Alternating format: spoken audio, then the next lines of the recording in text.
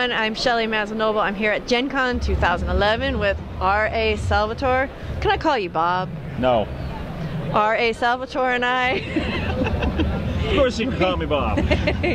So we're here at the Wizards of the Coast booth, which is all Neverwinterized. We are knee deep in Neverwinter, just kicking off the campaign here, which you were really involved in developing the story of Neverwinter, and which is how we are able to bring it to people in so many different mediums. So what was that like? When you're working in a shared world, it can be really bad or it can be really good. It's really bad when nobody knows what everyone else is doing, and you find out as products are releasing that you have conflicts and continuity problems.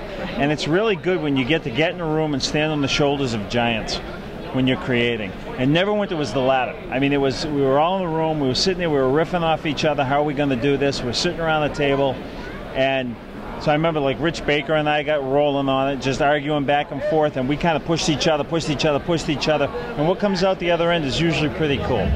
So it just so happened, this whole thing started when I got a phone call and they said, hey, your next books, are you planning on being anywhere in this area? And I said, well, yeah, because that's kind of where I usually am anyway. And they said, can you blow up a city for us? And I said, awesome. And we went from there, and we just had so much fun with it. And the thought that my characters, including some of the not main protagonists, but some of the secondary characters, had a hand in the events that changed Neverwinter was so cool.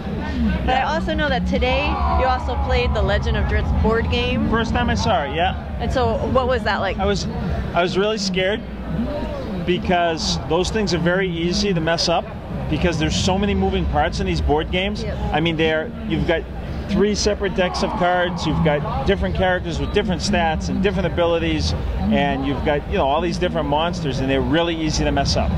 And I was thrilled because Peter, I don't know who worked on it with him or if he did it alone, but he got it. Okay. So last question, I have Gonzo Grimm here, yes, which is book 1 in the Neverwinter saga. Is it? Yes, it is. Trust me on that. Coming up October 4th, we have Neverwinter, which is book 2. What can you tell us about this that's not a spoiler?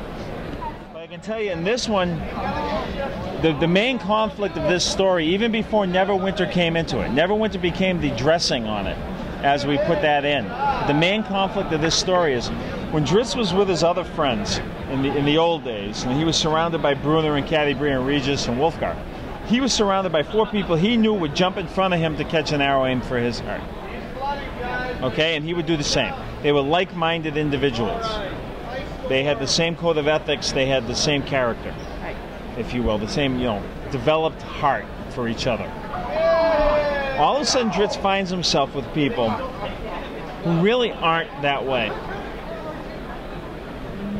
Even the one who's like his new love interest, if you will.